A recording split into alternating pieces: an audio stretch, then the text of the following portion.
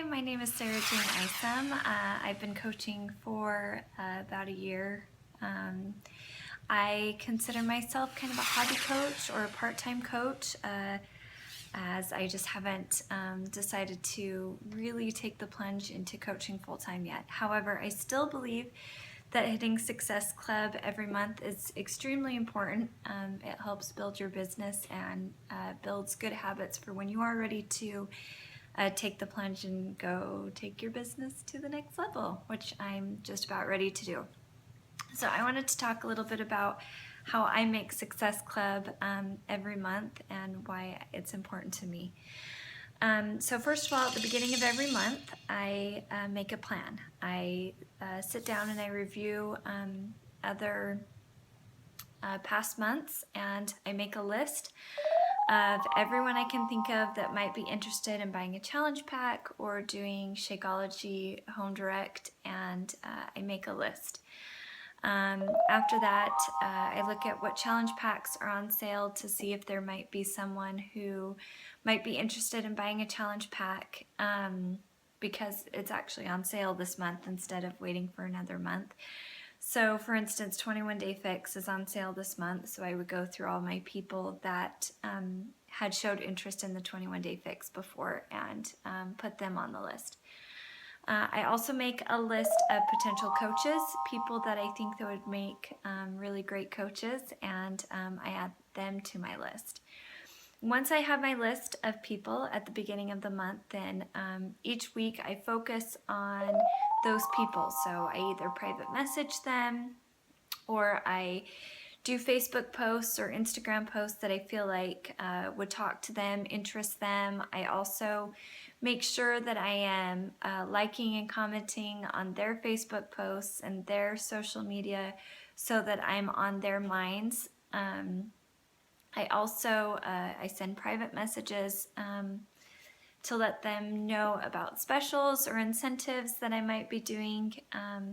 And then I also will post, and then I'll follow up with people that are new leads. So each week I actually make that list because it's different each week. Sometimes the list might change because someone might decide to say not right now, and so I just kind of put them on the bottom of the list, and I will get back to them later. And then other times I add new people because someone might have messaged me or a friend might have talked to me, and so each week I review that list. I make a plan. I also make a goal at the beginning of the month. So if my goal is to hit Success Club 5, Success Club 10, Success Club 15, Success Club 20, I make a plan and I add that into my plan. So that goal of which number of Success Club that I want to hit, I add that into my plan. So I say, okay, the first week I want to be at Success Club 2 or 4 or 6 or 8 or whatever the number is that I want to be at, and I write the date that I want to be, that I want to hit that Success Club goal by, and I try to make that as urgent as possible in my mind so that those goals aren't just kind of sitting out there in la la land, that they're actual goals, kind of the carrot at the, that I'm chasing. I also get real with myself because while I would love to say that I would love to hit like Success Club 20 or 30 each month, I just know that that's not in my realm of reality right now, and not because I'm not capable of it, just because that's not how much time and effort I'm willing to put into the business. And I think that that's really important to focus on because it can get really discouraging as a coach when you set these goals for yourself and you didn't get real in knowing exactly that you were willing to put in the time to achieve those goals. And I think that can lead to burnout and other things. So it's really important to really get real with yourself and say, okay, if I'm gonna set a goal to hit Success Club 20, then I am willing to do A, B, and C to get there. Because if you're not willing to do A, B, and C,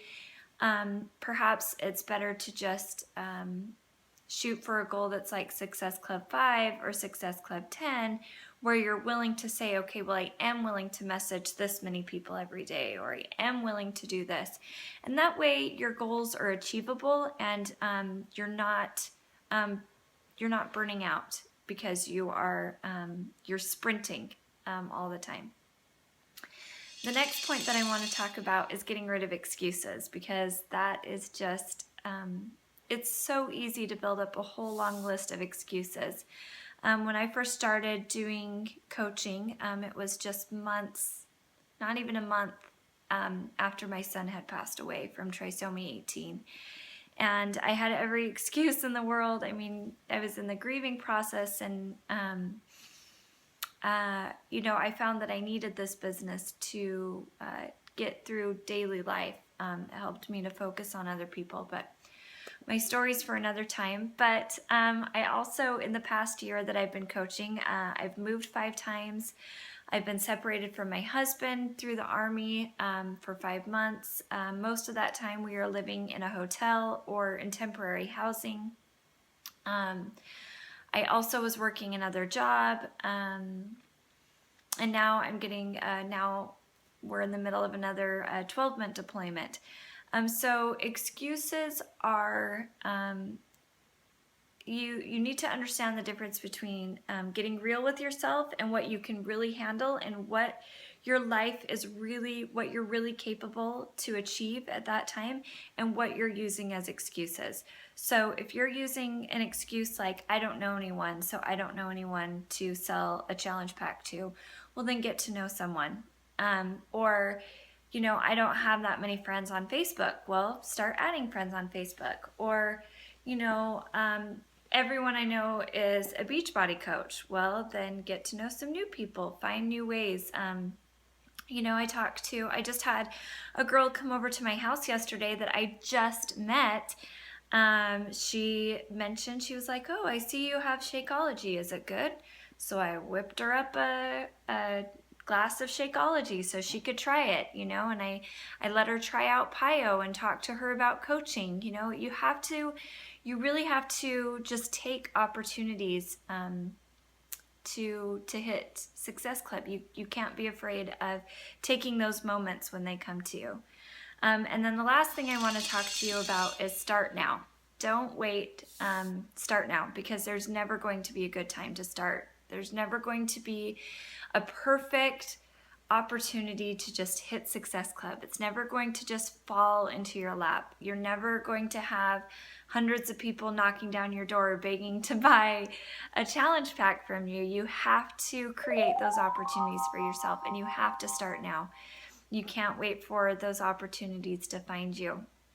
And then the bonus one that I want to talk about is taking responsibility. So if you hit Success Club, then it is awesome. Take responsibility for your success, and that is so great. If you don't hit Success Club, take responsibility too. Why didn't you hit it? Is there a reason?